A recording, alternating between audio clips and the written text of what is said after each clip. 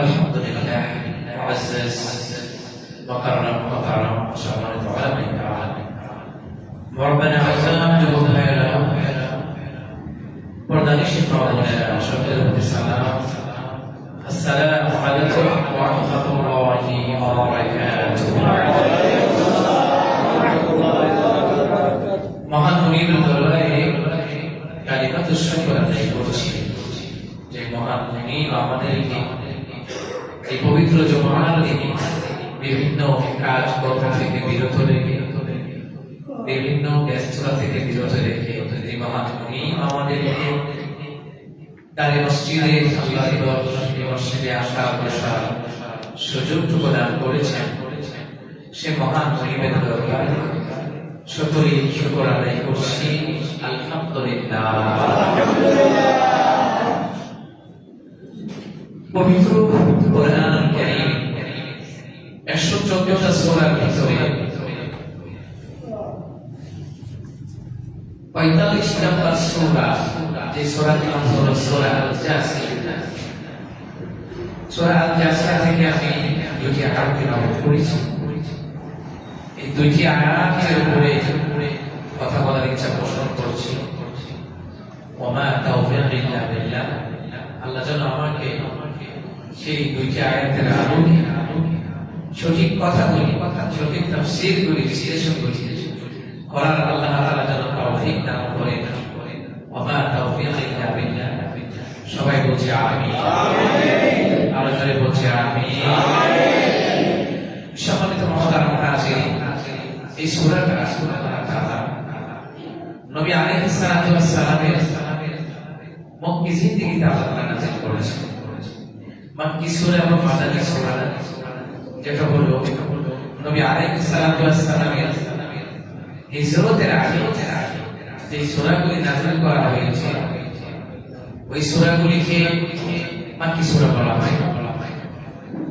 নবী আলাইহিস সালাতু ওয়াস সালামের হিজরতের পরে যে সূরাগুলি নাযিল করা হয়েছে, ওই সূরাগুলিকে মাদানী সূরা বলা হয়।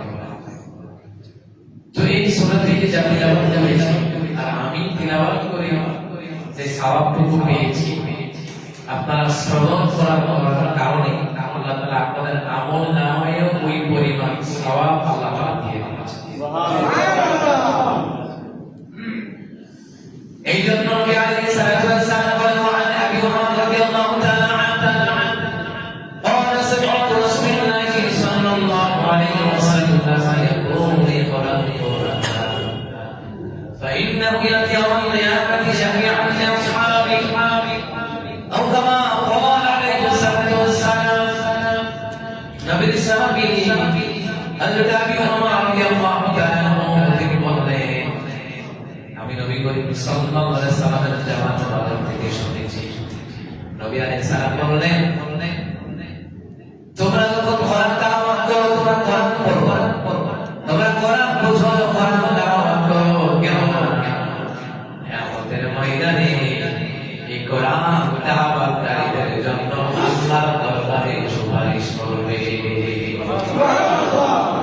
আবার এই কোরআনের বিরুদ্ধে যারা যাবে, কোরআন তাদের বিরুদ্ধে মামলা দিবে। তাহলে কোরআনের পক্ষে থাকলে লাভ আছে না নাই?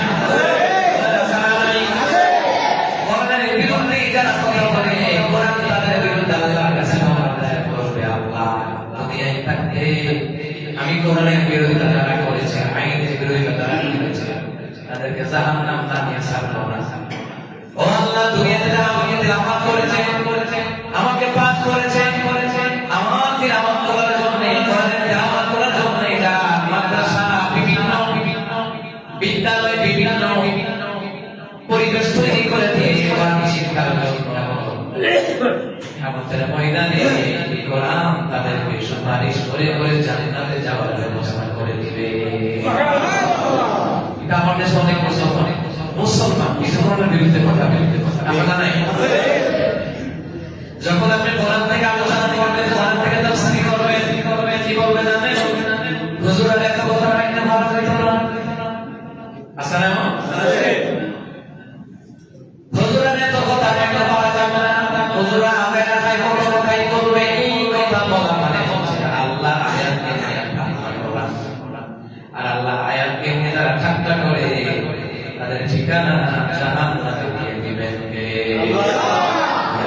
এই জন্য কোরআন সুন্দর লাগে। এখানে অনেক লোক আছেন কোরআন পড়তে পারেন না, আছে না? এমন লোক আছেন কোরআন পড়তে পারেন না, কিন্তু কোরআনের প্রতি তার ভালোবাসা, কোরআন শিক্ষা হচ্ছে মাদ্রাসা মসজিদে দান সাদাকা করে অগাধ ভালোবাসা তার ইসলামের জন্য, ইসলামী আন্দোলনের জন্য, তার দ্বীনের জন্য তার ভালোবাসা, কিন্তু কোরআন পড়তে পারে না, কিন্তু কোরআনের জন্য তার হৃদয়ে ভালোবাসা। এই ভালোবাসার কারণে কিয়ামতের ময়দানে কোরআন তাদের পক্ষে সুপারিশ করে জান্নাতে যাওয়ার ব্যবস্থা করে দিবে। নবী আলাইহিস সালাম বলেন, যে ঘরে কোরআন তেলাওয়াত হয় না, যে ঘরে নামাজ হয় না, ওই ঘরে বরকত থাকে না, কিয়ামত থাকে না, সুখ শান্তি থাকে। এই জন্য কোরআনের পক্ষে থাকলে লাভ আছে না নাই? আবার কোরআনের বিপক্ষে থাকলে জাহান্নাম আছে না নাই?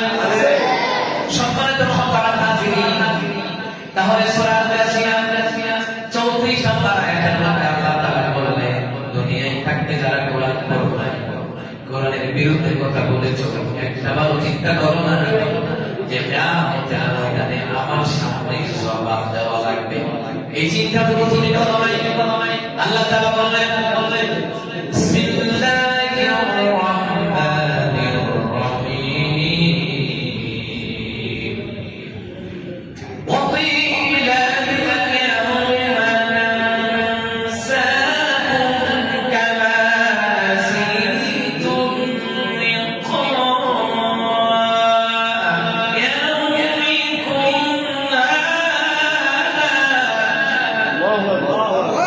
ইয়াউমিকুম হাযা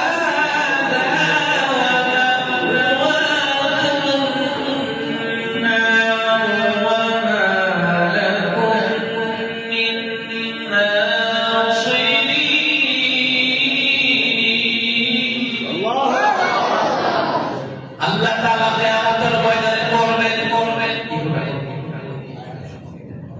আল্লাহ তাআলা কিয়ামতের ময়দানে বলবেন, আজকে আমি আল্লাহ তোমাদেরকে ভুলে যাব, আজকে আমি তোমাদেরকে ভুলে যাব, যেমনি ভাবে দুনিয়ায় তোমরা আমাকে ভুলে গিয়েছিলে। 5 ওয়াক্ত নামাজের জন্য তোমাকে ডাকা হয়েছিল, হাইয়া সালাত নামাজ আসো। মুমিনেরা বলে, আল্লাহ নামাজ আসলে আমাদের জন্য কি হবে? আল্লাহ বললেন, ইয়া ফালাহ, তোমাদের জন্য কল্যাণ হয়ে যাবে। সুবহানাল্লাহ। আমরা অনেকে সফলতার পিছনে দৌড়াই, কিন্তু আল্লাহর বিধান মানি না। আমরা ওখানে সফলতার পিছনে আমরা অনেকে দৌড়াই, নামাজের খবর নাই, ঠিক কিনা বলে? এই যে আজকে জুমার দিন রাস্তাঘাটে গাড়ি চলতেছে, অধিকাংশ ড্রাইভার, অধিকাংশ যাত্রী জুমার নামাজ পড়বে না, ঠিক বলে? আমাদের মিশন কিতাবের মধ্যে রয়েছে, বলে সামাদান কিয়ামতের পূর্বে অনেক মানুষ জুমার নামাজ ছেড়ে দিবে, এক এক করে দিনটি জুমার নামাজ ছেড়ে দেয়, তাদের দিন তাদের অন্তরকে বাঁকা করে দিবেন আল্লাহ। এমনকি মুনাফিকের খাতায় নামটা লিখে দিবেন যে আবার নবী আলাইহিস সালাম বলেন, মুনাফিকের কাছে দুই ওয়াক্ত নামাজ কঠিন, পেশা এবং ফজর। পেশা এবং ফজর মুনাফিকের কাছে কি কঠিন, মুমিনের কাছে সহজ। মুমিন বলে যতই কষ্ট হোক পেশা করে ঘুমাবো, মুনাফিক বলে নামাজ লাগবে না, খাই ঘুমাই, ঠিক না? নবী আলাইহিস সালাম বলেন, মুমিনের কাছে পেশা এবং ফজরের নামাজ তাদের জন্য সহজ, তাদের জন্য নিয়ামত। আর মুনাফিকের কাছে এশারের নামাজ আর ফজরের নামাজ কি কঠিন। আল্লাহ বলবেন, কিয়ামতের ময়দানে আজকে কিয়ামতের দিন আমি আল্লাহ তোমাদেরকে ভুলে গেলাম, যেমনি ভাবে দুনিয়ায় তোমরা আমি আল্লাহর বিধান ভুলে গেছো। আপনি 20,000 অনুষ্ঠান করেন, আল্লাহর বিধান মানা হয় না। 20,000 অনুষ্ঠানে আল্লাহর বিধান মানা হয় না, কিন্তু দেখেন বিয়েটা একটা পবিত্র জিনিস, এটা জান্নাতি বন্ধন। বাবা আদম আর হাওয়া আলাইহিস সালামের বিবাহ আল্লাহ পাক জান্নাতে পড়িয়ে দিয়েছে, সুবহানাল্লাহ।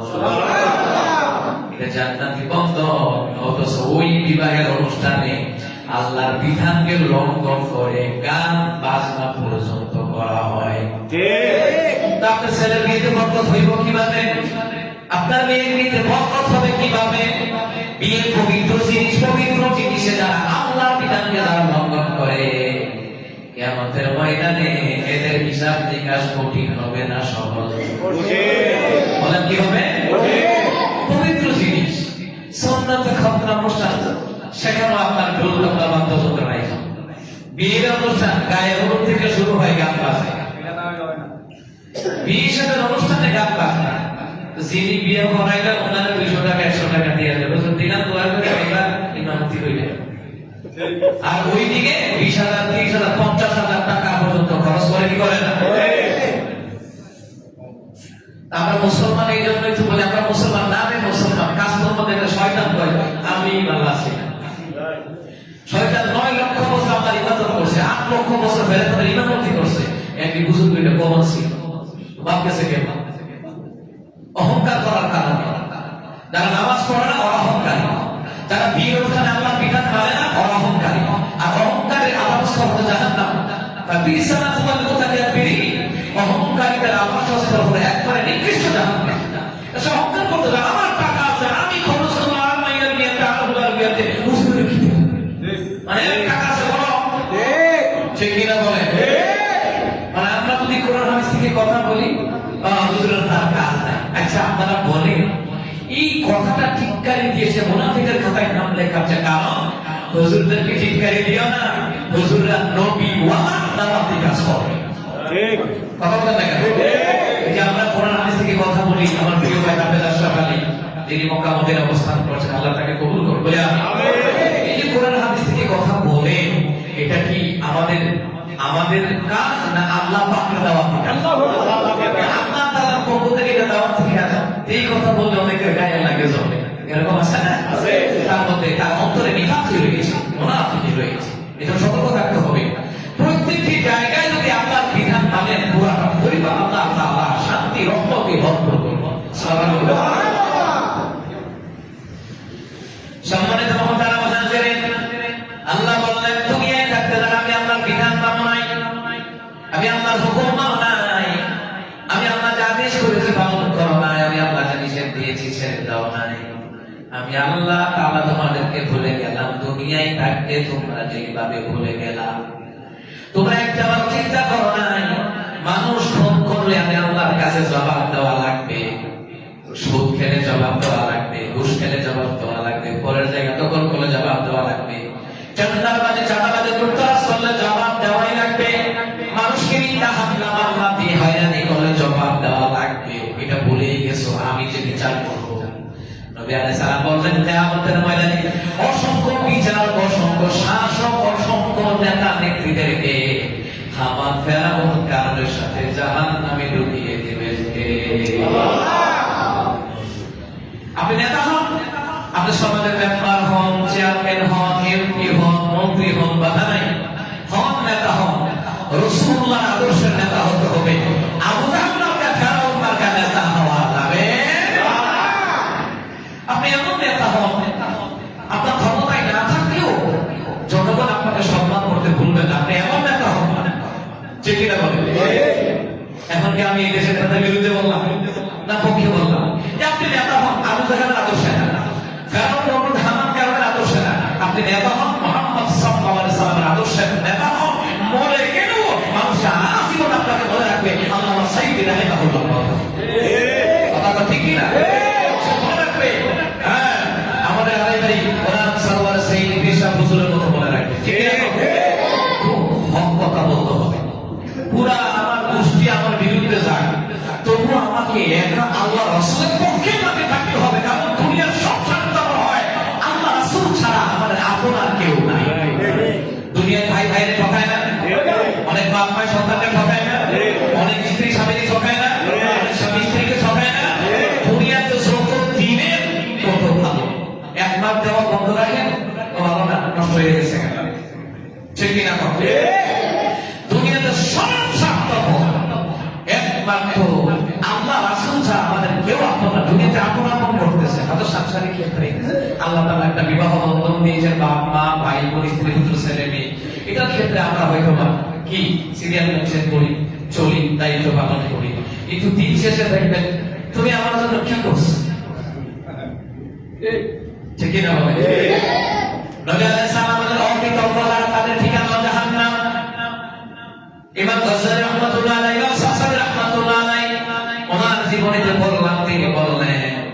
যদি তোমাকে কথা দিয়ে উপকার করে তার কৃতজ্ঞতা স্বীকার করো। আমি কই লাখ লাখ টাকা দিয়ে কৃতজ্ঞতা স্বীকার করানো যায় না কথা দিয়ে? ঠিক এমন আছে না? লক্ষ লক্ষ টাকা দিয়ে মানুষ উপকার করছে, টাকা দিয়ে উপকার করে মনোরা বোঝা না তার কথা দিয়া। অথচ তিনি বললেন তারা তো আপনার এমনি এমনি হয় না, সর্বক্ষেত্রে তারা কৃতজ্ঞতা স্বীকার করেছেন কার? এখানে আরেকটা হাদিস আছে, নবী আলাইহিস সালাম বলেছেন যে মানুষের কৃতজ্ঞতা স্বীকার করতে জানে না সে আল্লাহর কৃতজ্ঞতা স্বীকার করে। তাহলে সম্মানিত মুহতারাম হাজিরিন, তাহলে কি বুঝলাম? কিয়ামতের ময়দানে আল্লাহ ভুলে যাবেন যারা অহংকার করে আল্লাহর বিধান ভুলে গেছে। এই জায়গায় আরেকটা রেফারেন্স হলো তাফসীর হাসান নববী কিতাবের মধ্যে এসেছে, ওই দিন পাপীরা, জালিম, চাঁদাবাজ, খুনিরা, বেনামাজিরা, সুদখোর, ঘুষখোরের আল্লাহর কাছে কান্নাকাটি করবে। আল্লাহ ফিরেও তাকাবেন না, ফিরেও তাকাবে না। এবার বুঝেন, কান্না করতে করতে চোখের পানি পর্যন্ত শেষ হয়ে যাবে, এরপর আল্লাহ ফিরেও তাকাবেন না। এবার চোখের পানি শেষ হওয়ার পরে বান্দা কাঁদতেই থাকে, আল্লাহ আমার দিকে একটু রহমতের নজর দেন। আল্লাহ বললেন না আমি তোমাদেরকে ভুলে গেলাম, দুনিয়ায় কেন আমাকে ভুলে গিয়েছিলাম? এইবার বান্দা এমন ভাবে কান্না করবে, অনেক সময় দেখবেন বাপ মারা যায়, মা মারা যায়, কিংবা কোনো মা বোনদের স্বামী মারা যায়, এমন ভাবে কান্না করে চোখ ভুলে যায়, ভুলে যায়। কিয়ামতের ময়দানে এমন ভাবে কান্না করবে, আজকে আয়নায় গিয়ে দেখবে চোখের ভিতরে চিকন চিকন নাক রক আছে না নাই? কিয়ামতের ময়দানে এমন কান্না কাঁদবে, চিন্তা করে এমন কান্না কাঁদবে কিয়ামতের ময়দানে এই চোখের চিকন চিকন রক গুলি ফেটে ফেটে রক্ত বের হবে, এরপর আল্লাহ তার দিকে ফিরে তাকাবে না। দুনিয়ায় যারা অবহেলায় অবহেলা আল্লাহর বিধানকে বাদ দিয়ে দেয়, সাবধান, হাসরের ময়দানে আল্লাহ ফিরে তাকাবেন,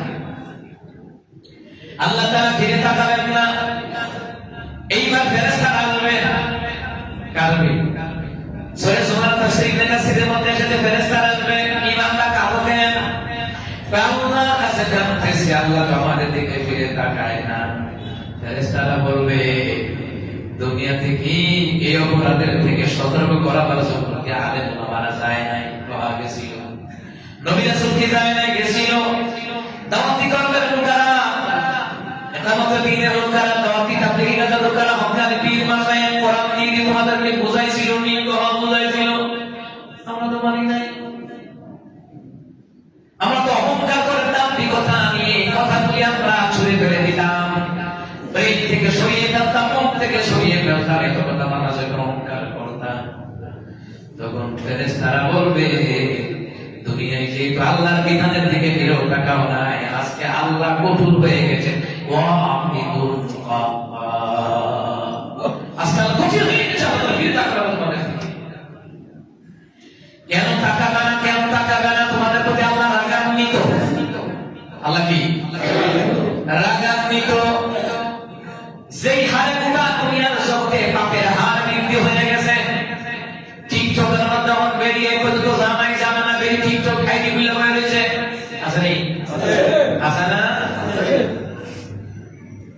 নামাজ নামাজ পড়ার হাতে সময় নাই, কোরআন তেলাওয়াতের সময় নাই, স্বামীর খেদমত করার সময় নাই। এই যে টিকটক, অশ্লীল ভিডিও, সিনেমা, গান, বাদ্যযন্ত্র সমাজকে কলুষিত করে ফেলেছে।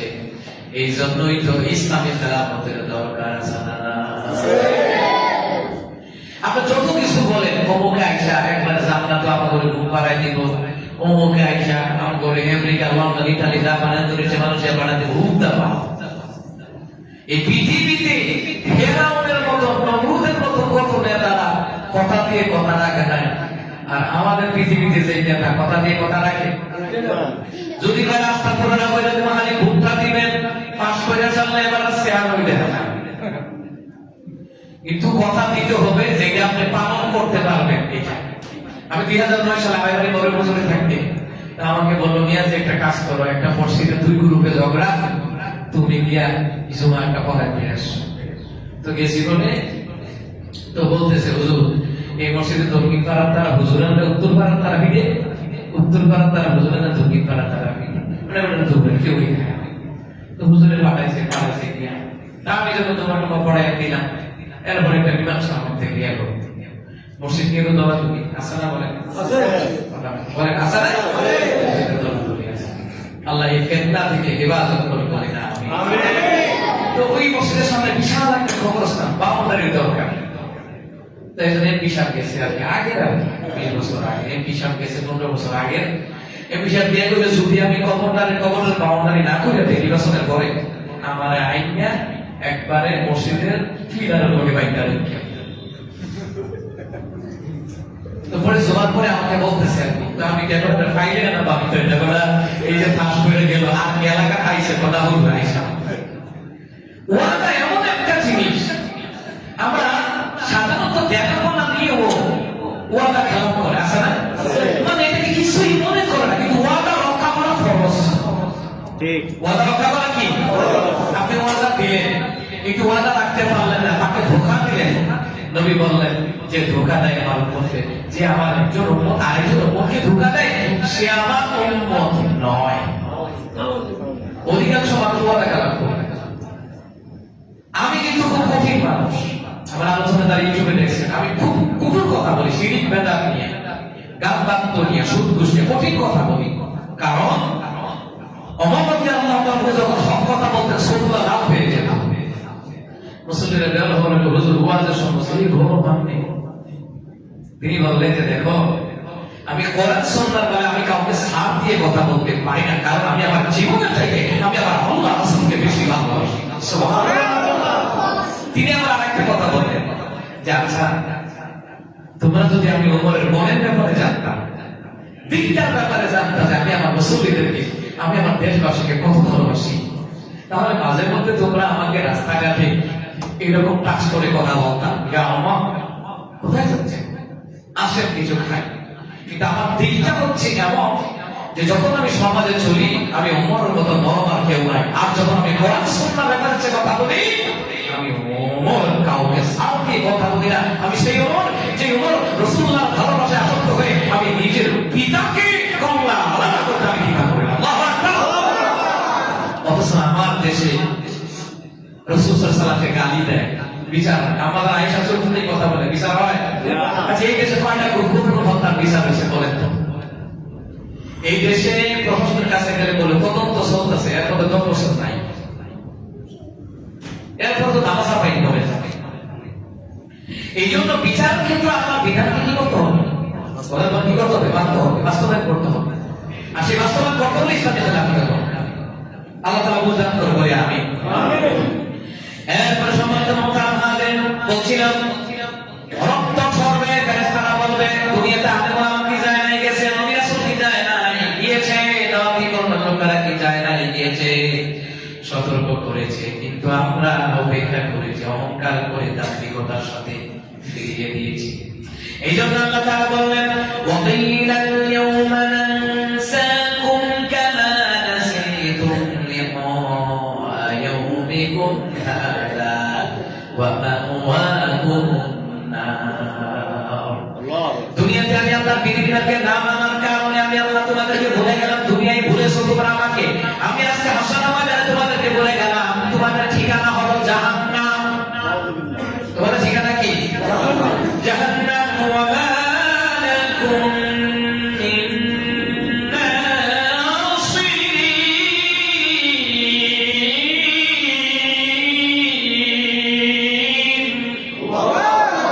আল্লাহ তাআলা বলেন তোমাদের ঠিকানা হলো জাহান্নাম। ওই জাহান্নাম থেকে বাঁচার জন্য কোন সাহায্যকারী পাওয়া যাবে না। নেতারা বল ভাই আমি আপনারে ফোন করলাম, নেতা হাসপাতাল মধ্যে বাঁচাতে পারবে না। নেতার পরে দিতে আমার মধ্যে আপনার দোকান বা ঘর বাড়ি ভাঙচুর করলাম, নেতা কি বাঁচাতে পারবে না? পারবে না। ইবনে কাসিরের মধ্যে এসে তাফসীর রাওয়াত শরীফের মধ্যে এসে রবেল সালাম বলেন যে আমাদের মধ্যে নেতারাও পলায়ন করবে। ওই কর্মীদেরকে যে অপরাধ করেছে বললেন হাসপাতাল মধ্যে নেতা তোমার কথা কি জায়গা গুলি করছি, তোমার খুশি করার জন্য নেতা তো আমি জান নাই, নেতা পলায়ন করবে। এজন্য আল্লাহ তো ওয়া মা লাকুম ওয়া মা লাকুম মিন নাসিরিন, ওই জাহান্নাম থেকে বাঁচার জন্য কোন সাহায্যকারী পাবে। কেন পারবো না? আল্লাহ পাক আয়াতে বলছেন, সূরা আল-জাসিয়া 35 নম্বর আয়াতে আল্লাহ তাআলা বলেছেন, যালিকুম বিআন্নাকুম ইত্তাখাযতুম আয়াতিল্লাহি হুজুওয়ান ওয়া গাররাতকুমুল হায়াতুদ দুনিয়া। আল্লাহ তাআলা কি বলে দেখেন, জাহান্নামটা এই জন্য দিব, দুনিয়ায় থাকতে আমি আল্লাহর আয়াতকে ঠাট্টা করতাম, মস্কারা করতাম। গত কয়েকদিন আগে একটা জায়গায় কথা বললাম, লোকটা মরে যাবে, কবরে যাবে। আমি একটা শরীয়তের কথা বলছি, ভাববেন আমরা শরীয়ত, দেখছেন, ভাববেন আমরা ইসলাম। ওটা মুসলমান নয়, ওইটা আবু জাহেলের চাইতে কথা বলে। আবু জাহেল কি খুব লুকায় লুকায় কোরআন শুনছে, লুকায় লুকায় শুনছে। আর আজকে মুসলমানদের সন্তান প্রকাশ্যে কোরআনের বিরুদ্ধে কথা বলে, কোরআনের বিরুদ্ধে আইন পাস করে। আশা না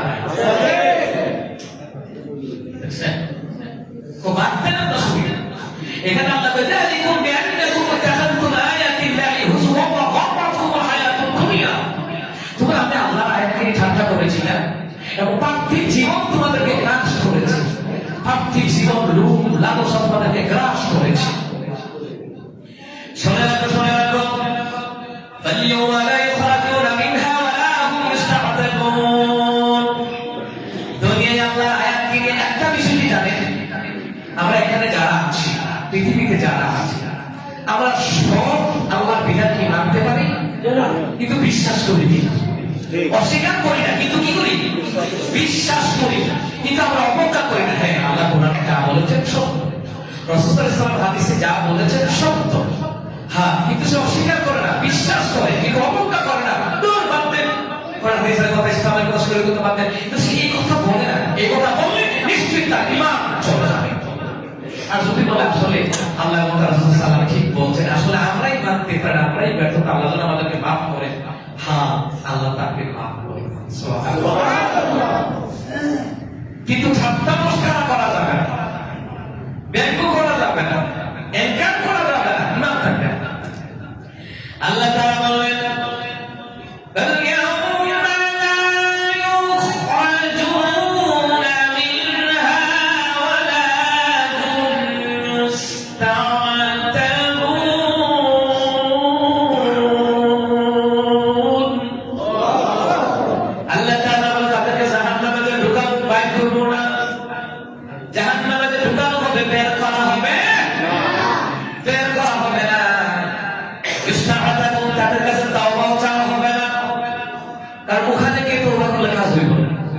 এখন ফাঁসির আসামি, এখন আমাকে ফাঁসি দিবে, এখন যদি আমি আর জীবন অপরাধ করবো না, কিচ্ছু করবো না, জাস্ট কি করবো, এখন করলে কাম হইতে না, অপরাধ করার আগে চিন্তা করা নেই। যখন তাদেরকে জাহান্নামে ঢুকানো হবে, বের করা হবে না, আল্লাহ তাআলা বলেন বের করা হবে না, জাহান্নাম থেকে বের করা হবে না, তাওবা চাওয়া হবে না। কারণ বিচারের মাঠের দিন তওবা করার দিন নয়, তওবার দরজা দুনিয়ায় রেখে দিয়েছি। আপনি যদি এখনো তওবা করেন, এই মুহূর্তে তওবা করেন, আল্লাহ বাকি জিন্দেগিতে আপনি আর গুনাহ করবেন না, আল্লাহ শিরিক বিদআত কোনো কিছু করব না। আল্লাহ তাআলা খালেস ভাবে যদি কেউ তওবা করে, তওবা করার কারণে তার জীবনের গুনাহগুলো আল্লাহ মাফ করে দিবেন। সুবহানাল্লাহ। তাফসীরের মধ্যে এসেছে কিয়ামতের ময়দানে হাসরবাসীরা আসার বাসার খেয়ে যাবে, মাথা হাত দিকে উপরে সূর্যটা চলে আসবে, জাহান্নাম ধাওয়া করবে, কিয়ামতের ময়দানে ধাওয়া করবে জাহান্নাম। নবী আলাইহিস সালাম বললেন, মাকামে মাহমুদে গিয়ে সেজদায় পড়ে আল্লাহর কাছে দোয়া করবে, আল্লাহ তাআলা জাহান্নাম যেভাবে দাওয়া করতেছে, মাহমুদ রে আমার উম্মতদেরকে তো জাহান্নাম খেয়ে ফেলবে। আল্লাহ তাআলা এখানে আমার অনেক উম্মত আছে, আল্লাহ তাআলার হাবিবুল্লাহ এই পানিটা নেন, এই পানিটা জাহান্নামের দিকে ছিটিয়ে দেন।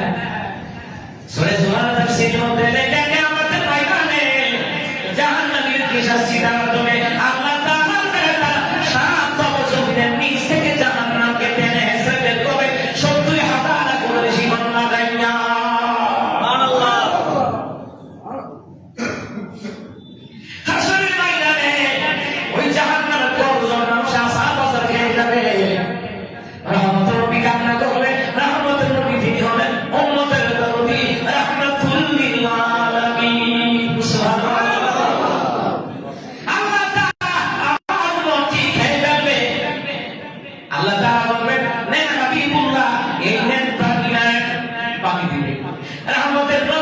পানিটা জাহান্নামে দেখি ছিটায়া যাবে, জাহান্নাম বহু দূরে চলে যাবে, এমনকি জাহান্নাম সাথে সাথে আগুনটা নিভে যাবে। কেন নিভে যাবে? নবী আলাইহিস সালাম বলেন, মান বাকা মিন খাশিয়াতিল্লাহি হারামাল্লাহু আলাইহিন নার। দুনিয়ায় থাকতে যারা জাহান্নামের ভয়ে আল্লাহর কাছে কেঁদেছে, তওবা করেছে, গুনাহ করে যেই বান্দা বান্দি কেঁদে কেঁদে চোখের পানি ছেড়েছে, ওই জাহান্নামের আগুন আল্লাহ তাদের জন্য আমার মাওলা হারাম করে দিবে। জাহান্নাম বহু দূরে চলে যাবে। তাফসীরের মধ্যে দেখি জাহান্নাম আগুনটা নিভে যাবে। দিনে দিনে কি বলে আল্লাহ তাআলা, মাবুদ এর কিসের পানি আমার কাছে দিলেন? এই পানি এত পাওয়া জাহান্নামের ব্যাপারে সূরা জুমার তাফসীরের মধ্যে এসেছে, আজকে বলার সময় নাই। মানে দুনিয়ার জমিনে জাহান্নামের আগুন যদি একটু প্রকাশ পেত, দুনিয়ার গাছ বৃক্ষ তরুলতা পুরো করে ভস্ম হয়ে যেত, তার এত পাওয়া। আল্লাহু আকবার। অথচ ওই রকম জাহান্নামের আগুন ওই পানির দ্বারা নিভে গেল, দূরে চলে গেল, প্লাস নিভে গেল। রহমতুল নবী জিজ্ঞেস করলেন, আল্লাহ তাআলা বলেন, আমি বললাম রে, এটা দুনিয়ার কোনো প্রাণী না, দুনিয়ার সমুদ্রের পানি নয়, এটা হাউজে কাউসারের পানি নয়, জান্নাতের পানি নয়, এটা হলো আমার গুনাহগার উম্মতের চোখের পানি। এই চোখের পানি এত পাওয়া, আমি আল্লাহ তাআলা তাদের জন্য জাহান্নামের আগুন আমি আল্লাহ হারাম করে দিলাম। চোখের পানি জ্বলাই কেন? এই জাহান্নামের বিষয়ে আলোচনা করলাম। আসলে ময়দানে জাহান্নাম জ্বালাই দিবে, তাহলে এই জাহান্নামের আগুন থেকে বাঁচতে হলে দুনিয়ায় মরার আগে তওবা করে পরিশুদ্ধ হয়ে যাওয়ার দরকার। আসারা নাই? এই জাহান্নামের আগুনে তো পাওয়া যাওয়ার পর চোখের পানি দ্বারা আল্লাহ ঠান্ডা করে দেবেন, মায়া দেবেন। কোন বান্দা যদি কয়, আল্লাহ এত পাপ করেছি, তোমাকে রাগান্বিত করে ফেলেছি, আল্লাহ তাআলা বলেন, জামাআতুল আসরিকু ফি গাদাবাল্লাহ। নবী আলাইহিস সালাম বলেন, গুনাহগার বান্দা চোখের পানি আল্লাহর রাগকে ঠান্ডা করে দেয়। আল্লাহর রাগ যখন ঠান্ডা হয়ে যায়, আল্লাহ জীবনের গুনাহগুলো মাফ করে দিয়া, ভুলগুলো মাফ করে দিয়া আল্লাহ তাআলা জান্নাতে যাওয়ার ব্যবস্থা করে দেয়। কিন্তু এসেলের লোককে আল্লাহ মাফ করবেন না, তাকাবেন না, যারা শিরক করেছে, অগ্নি পূজা, মূর্তি পূজা, দরগা পূজা, দুর্গা পূজা। কিয়ামতের ময়দানে আল্লাহ তাআলা বলবেন, এরা ফেরেশতারা আমার বান্দাদেরকে কোথায় নিয়ে যাবে? জাহান্নামে। আল্লাহ তাআলা বলবেন, ফেরেশতারা আমার নামটা আমার কাছে দাও। আল্লাহ তাআলা রহমতের নজর দিয়া তাকাবেন, আমার 100 ভাগ মায়া, 1 ভাগ মায়া দিয়ে দুনিয়াতে আপনারা খাওয়াইতেছে, গাড়ি বাড়ি বিমানের প্লেন দিয়ে চলাইতেছে, 1 ভাগ মায়া। আসরের ময়দানে কোন বান্দা যদি জাহান্নামে না যায়, আমার রাসূলুল্লাহ মুহাম্মদ জাহান্নামে না যায়, আল্লাহ তাআলা 100 ভাগ মায়া আমার আল্লাহ ছেড়ে দিবে। আল্লাহ তাআলা জানেন, তাকে দেখবেন তারা ঠিক আছে, ছোটখাটো গুনাহ করেছে, ঠিক গুনাহ করেছে, অনেকগুলো 100 ভাগ গুনাহ।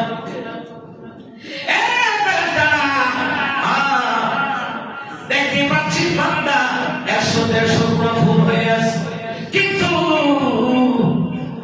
বান্দা একটা গুনাহ করে নাই, আমার সাথে শিরক করে নাই। জানে না 100 ভাগ মায়া দিয়া আমি আল্লাহ তাআলা তাদের 100 ভাগ গুনাহ মাফ করে দিয়া আমি আল্লাহ তাআলা তাদেরকে জান্নাতে নেওয়ার ব্যবস্থা করে দিলাম। শিরক এত বড় মারাত্মক। এই শিরক এত বড় মারাত্মক। মানুষ খুন করা কত বড় মারাত্মক, জুলুম করা কত বড় মারাত্মক। আমরা চিরকাল জাহান্নামে থাকবে, আল্লাহ ফিরেও থাকবে। এই জন্য আমাদেরকে দুনিয়ার জমিন ছেড়ে চলে যাওয়ার আগে আমাদেরকে পরিশুদ্ধ হয়ে, আত্মশুদ্ধি হয়ে যাওয়ার দরকার আছে না নাই?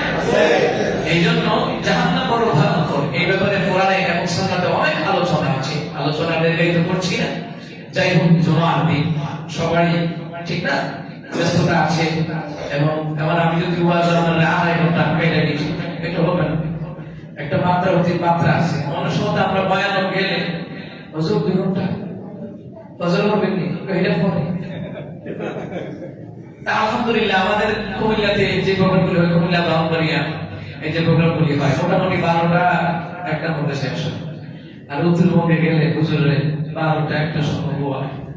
ওয়াজ শেষ রাইতে আমিও কই হাদিয়া 2 মিনিট দিবেন আই সিটারও তারিখ কইছে 14 তারিখ কি চিন্তা করুন এই জন্য আমার তো মনে ভাবনা হয়ে দেখা আল্লাহ তাআলা ইবাদত করো। তো যাই হোক আমার ভাইরা, নামাজ আগে, আল্লাহ বিধান আগে, কথা বলা ঠিক কি আল্লাহ বিধিবিধান করিবে, শিরিক বেদাত কুফর করতে আমল করে তাওবা ইস্তেগফার সব সময় করবেন। নবী আসলাম দুই 100 বার তোবা করতেন, 100 বার। অথচ আমরা রাসূলুল্লাহ কোনো গুনাহ নাই। আমরা কতবার করা দরকার? কয়েক লক্ষ বার করা দরকার। এই জন্য আল্লাহ তাআলার কাছে কান্নাকাটি করবো, তোবা ইস্তেগফার করবো। জীবনে করোনার বিরুদ্ধে কোনো কথা বলা যাবে না। সব মানতে পারি না, কিন্তু পক্ষে থাকবো, পক্ষে থাকবো। কিন্তু যতটুকু সম্ভব মানতে হবে। কতটুকু? যতটুকু মানলে পরে জাহান্নাম থেকে বাঁচবো, যতটুকু মানলে পরে আল্লাহ রাসূলের সুপারিশ পাবো, যতটুকু মানলে পরে ঈমান নিয়ে কবরে যেতে পারবো, ততটুকু মানতেই হবে। আল্লাহ প্রত্যেকটি বিধানকে মানতেই হবে, রাসূলুল্লাহ প্রত্যেকটি তরিকাকে মানতেই হবে। আল্লাহ তাআলা মানার বোঝার আমল করার তৌফিক দান করুন। আমিন। হাযা মা ইনদি ওয়া ইনদাল্লাহ আলাইহি তাওয়াক্কালতু ওয়া ইউনীব। সুবহান রাব্বিকা রাব্বিল ইজ্জাতি আম্মা ইয়াসিফুন ওয়া সালামুন আলাল মুরসালিন ওয়ালহামদুলিল্লাহি রাব্বিল আলামিন ওয়া আসসালামু আলাইকুম ওয়া রাহমাতুল্লাহি ওয়া বারাকাতুহু।